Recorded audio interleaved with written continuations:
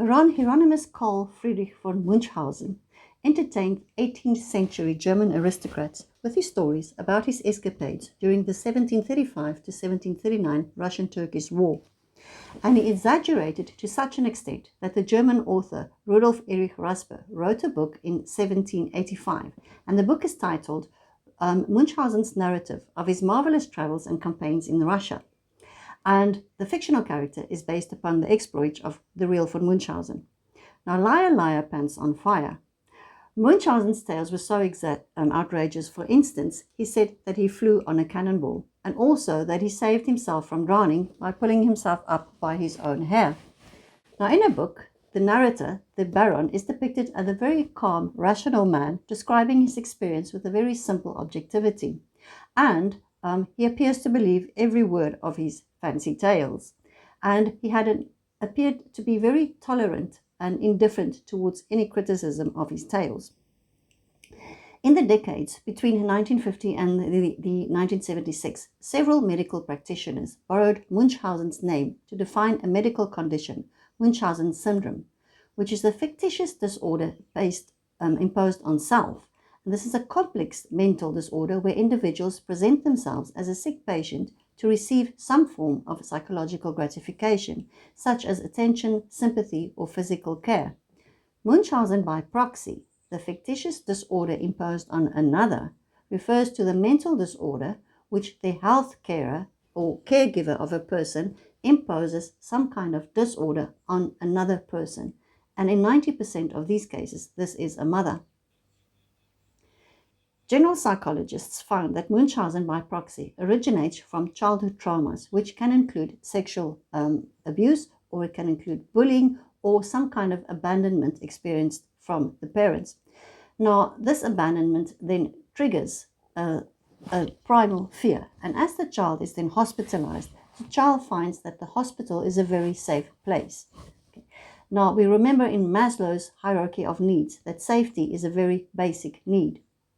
Now, there can also be a singularly malicious intent originating from psychopathic and sadistic tendencies, which there is a complete lack of guilt in these people. Power is gained from manipulation, deceit, and lying and spitefulness, and it's all about control. And in some cases, there is also an added financial benefit as these mothers profit from organizations and institutions which give them money to cover their children's medical expenses. Now, a chilling factor is that in most cases of physical abuse against children, this happens when an adult lashes out against a child in response to some annoying behavior, such as bedwetting or crying or clumsiness. But the person practicing Munchausen by proxy plans in making the child sick and keeping the child sick for decades and years without the child provoking or understanding the situation. Now, these mothers manipulate clinicians and other health professionals to do some diagnostic tests or scans or operations and give them medications that can be potentially harmful to the child. And if the medical practitioner catches on and refuses, then the mother will go doctor hopping or hospital hopping until she finds somebody that will comply to her requests. The mothers also are very keen to cooperate with the physicians, and they present an uncommonly deep knowledge of medical procedures and details, a regular Dr. Google. Most people find a hospital atmosphere very uncomfortable, whether they are patients or whether they are visitors, but not these mothers. They bask in the proximity of the doctors, the nurses, and the radiologists, and anybody else wearing a white uniform. The wailing sirens excite them, and the smell of the antiseptic will arouse them, and they dress up to go to hospital as other people will dress up to go on dates. They seldom leave the bedside of their children, and if they do, then the children will improve. Munchausen by proxy could lead to permanent illness or even the death of the victims, and studies have shown the mortality rate in Munchausen by proxy is 6 to 10%, tragically making it one of the highest lethal forms of child abuse. If you'd like to know more about the psychology of Munchausen by proxy, then please join my Patreon account and see why these women kill their children. Here is a case study. Mary Beth Tinning, nee Rowe, was born in Duansburg, New York in September 1942. This is 3 years after the Second World War started. Her father was deployed and her mother was working, so the children were often farmed out to family members. And one of these family members told Mary Beth that she was an unwanted child. In 1965, she married Joseph Tinning, and in that same year, their first child, Barbara, was born, followed 5 years later by the son, which was called Joseph, and this was in 1970. All was still well at this stage. And then a year later, in December 1971, Jennifer was born, but she died a week later due to multiple brain abscesses that had developed in utero. Now, her death could have been the catalyst for the murder of her siblings.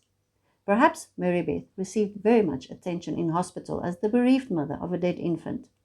For scarcely 2 weeks after Jennifer's death, in January 1972, she brought her 2-year-old son Joseph Jr. into hospital, claiming that he had convulsions and that he choked in his own vomit. Now, the doctors found nothing wrong with him and they sent him home. And then scarcely a few hours later, she brought him back to the emergency room and he was pronounced dead on arrival due to cardiac arrest. Now, one can only imagine Mary Beth's wallowing in the shadow of doubt cast over these doctors that had sent him home a few hours previously, and she capitalized and stepped into the role of Melpomene, the muse of tragic, the mother grieving for her dead child. Now, Mary Beth still had a remaining child. This was 5-year-old Barbara, but not for long. On the 1st of March, 3 months after Joseph Jr.'s death, Mary Beth rushed Barbara to hospital with convulsions, and the next day Barbara died, and her death was attributed to Ray's syndrome. Now, Mary Beth by now ran out of children. A year and a half later, in November 1973, Mary Beth gave birth to Timothy. However, he only lived a month because in December that year, she found him dead in his crib, and his death was attributed to sudden infant death syndrome. A year and 4 months later, after Timothy's death, in March 1975, the 5th child, Nathan, was born. A few months later, he died in his car while he was out with his mother. 3 years after the death of Nathan, in August 1978, Mary Beth and Joseph decided to adopt a little baby boy whom they called Michael. But by now, Mary Beth was already pregnant with her daughter, Mary Frances, their 6th child. In October, she gave birth to Mary Frances. 3 months later, in January 1979, she rushed Mary to the hospital. They were capable of reviving her, and they said this was an aborted STS. Now, it is noteworthy that Mary and Joseph lived right across the hospital. So a month later, again, she rushed to hospital with little Mary in her arms, and this time Mary was in full cardiac arrest. She was revived, but she had such severe brain damage that they took her off life support, and she died 2 days later. A few months later, in the fall of 1979, Jonathan was born, and he died in March 1980 after being kept on life support. In February 1981, 3-year-old Michael fell and he had a concussion. And on the 2nd of March, Mary Beth took him to hospital and he was dead on arrival. Now, for the first time, after 8 children had already died, Michael's death raised suspicion. Since he was adopted, there could not have been a genetic default as the other children. Incredibly, Tammy Lynn was born in August 1985 and she died on that December from asphyxia. Mary Beth and Joseph Tinning were taken in for interrogation, and during interrogation, she confessed to the death of Tammy Lynn and Timothy and Nathan. So by now, autopsies had been performed on 6 of these children, and these were inconclusive. She was put on trial in June 1987, and she was acquitted by a 7-man, 5-woman jury on the count of deliberately causing the infant's death. However, she was convicted of murder by depraved indifference to a human life. Joseph still believed that she was innocent, despite the fact that she told him she had killed Tammy Lynn. Now, Dr. Robert Sullivan, the county's chief medical examiner, said, "If anyone is negligent, then I suppose I am. I probably should have said there must be more to it than this, that we all think and we don't do." In one of her parole hearings, Mary Beth was supported by the people of the Georgetown University Law Center and people who worked with her in prison, and they described her as the most loving, most generous, caring person that they have ever met. At the age of 76 in 2018, she was released on parole.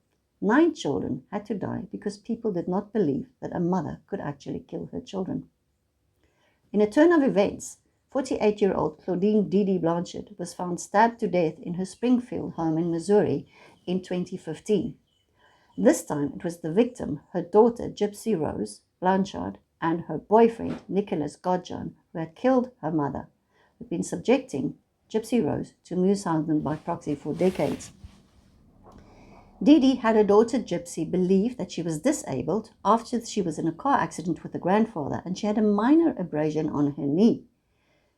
Gypsy Rose's life became a living hell. Her head was shaven, all her hair was shaven off, and she had to be in a wheelchair when she was in public. She had countless unnecessary surgeries done to her. But she had no medical outstanding illness. And she knew she could walk, but she kept up the charade because she was very scared of her mother. Now, Gypsy Rose pleaded guilty to second-degree murder, and she received a 10-year sentence. And her boyfriend, Nicholas, was convicted of first-degree murder, and he was sentenced to life. While she was in prison, Gypsy Rose got engaged to a pen pal called Ken Urquhart. However, they broke off their relationship.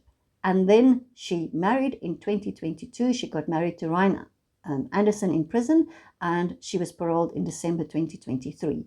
But she got divorced, rekindled her relationship with Ken, and their daughter was born last year on December 28, 2024. Now, Kelly Renee Turner-Gant of Denver in 2012 brought her 2-year-old daughter Olivia to hospital with a complaint of constipation. By the age of 7, this little girl, Olivia, had already had several surgeries. She had a 5-year diet of narcotic drugs, and she was hospitalized over more than 1,000 times, ending in the hospitalization with intravenous tubes feeding vitamins directly into her veins.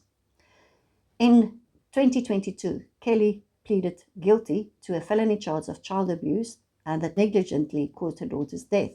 She was sentenced to 16 years in prison, but she also managed to scam $500,000 from fundraising and organizations that paid for her child's medical expenses. Now, it is alarming that since the identification of Munchausen by proxy in the 1970s and the cases of Mary Beth Tinning and others, that children still die at the hands of their mothers without medical practitioners voicing their suspicions. What are we doing to our children? Thank you for watching, and give us your thumbs up if you like what we're doing. Read the articles on my website, mickipistorius.co.za, and please join the Patreon account, Micki Pistorius, if you want to know more about the psychology behind criminals.